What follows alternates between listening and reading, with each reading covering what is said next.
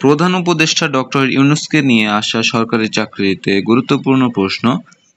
এই প্রশ্নগুলো বিগত বছরে এসেছিল এবং এই প্রশ্নগুলো সামনে আসার সম্ভাবনা রয়েছে। ১ নম্বর প্রশ্ন, যুক্তরাষ্ট্রের কংগ্রেশনাল গোল্ড মেডেল লাভকারী প্রথম বাংলাদেশি কে? ডক্টর মোহাম্মদ ইউনূস। এটা এসেছিল ষষ্ঠ বেসরকারি প্রভাষক নিবন্ধন ২০১০। ২ নম্বর প্রশ্ন, নোবেল বিজয়ী প্রফেসর মোহাম্মদ ইউনূসের গ্রামের নাম কি? চট্টগ্রাম জেলার হাটহাজারী উপজেলার বাথুয়া গ্রামে। গ্রামের নামটা হচ্ছে বাথুয়া। ৩ নম্বর প্রশ্ন, ডক্টর মোহাম্মদ ইউনূস ২০০৬ সালের কোন তারিখে অসলোতে নোবেল পুরস্কার গ্রহণ করেন? ২০০৬ সালের ডিসেম্বরের ১০ তারিখে। ৪ নম্বর প্রশ্ন, দক্ষিণ এশিয়ায় ডক্টর ইউনূস শান্তিতে কততম নোবেল বিজয়ী? দ্বিতীয়।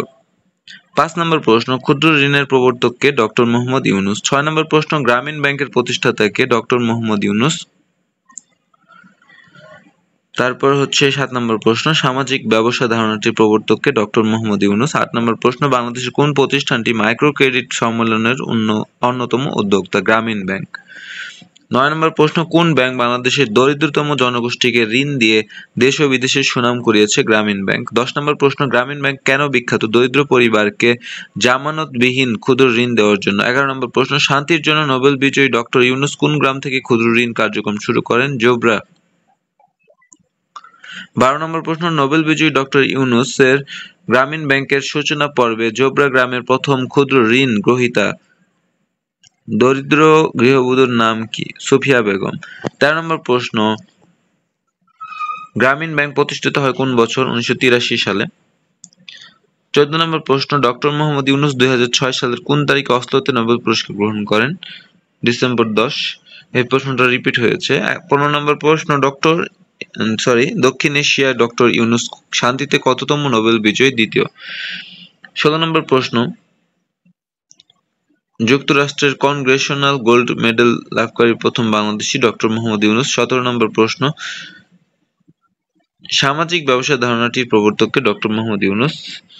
এবং মাইক্রো ক্রেডিট সম্মেলনের অন্যতম উদ্যোক্তা গ্রামীণ ব্যাংক। ১৯ নম্বর প্রশ্ন, ৩-৪টা প্রশ্ন একটু রিপিট হয়েছে, আমি একটু স্কিপ করছি। সাধারণত দরিদ্র মহিলারা ক্ষুদ্র ঋণের কত ভাগ? সাধারণত দরিদ্র মহিলারা ক্ষুদ্র ঋণের ৯৫ ভাগের বেশি। ২৭ নম্বর প্রশ্ন, গ্রামীণ ব্যাংক কাদের বেশি সাহায্য করে? গ্রামের ভূমিহীন ও দরিদ্র জনসাধারণদের বেশি সাহায্য করে। ২৮ নম্বর প্রশ্ন, গ্রামীণ ব্যাংকের ধারণা বাংলাদেশের বাইরে প্রথম কোন দেশ চালু করে? মালয়েশিয়া। ২৯ নম্বর প্রশ্ন, বিশ্বের কোন দেশ গ্রামীণ ব্যাংকের আদলে সে দেশে ক্ষুদ্র ঋণ চালু করে? জাপান। ৩০ নম্বর প্রশ্ন, গ্রামীণ ব্যাংকের ধারণা বাংলাদেশের বাইরে কোন দেশ প্রথম চালু করে? মালয়েশিয়া।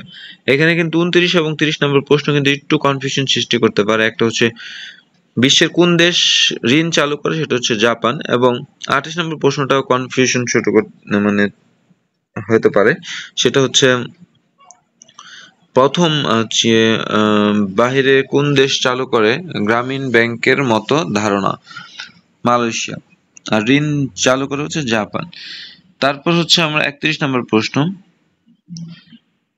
৩২ নম্বর প্রশ্ন, ডক্টর ইউনূস কোন স্কুল থেকে এসএসসি পাস করেন? চট্টগ্রাম কলেজিয়েট স্কুল থেকে। ৩৩ নম্বর প্রশ্ন, ডক্টর ইউনূস কোন বিশ্ববিদ্যালয়ের ছাত্র ছিলেন? ঢাকা বিশ্ববিদ্যালয়ের অর্থনীতি বিভাগের ছাত্র ছিলেন। ৩৪ নম্বর প্রশ্ন, ডক্টর ইউনূস কোন বিশ্ববিদ্যালয় থেকে পিএইচডি ডিগ্রি অর্জন করেন?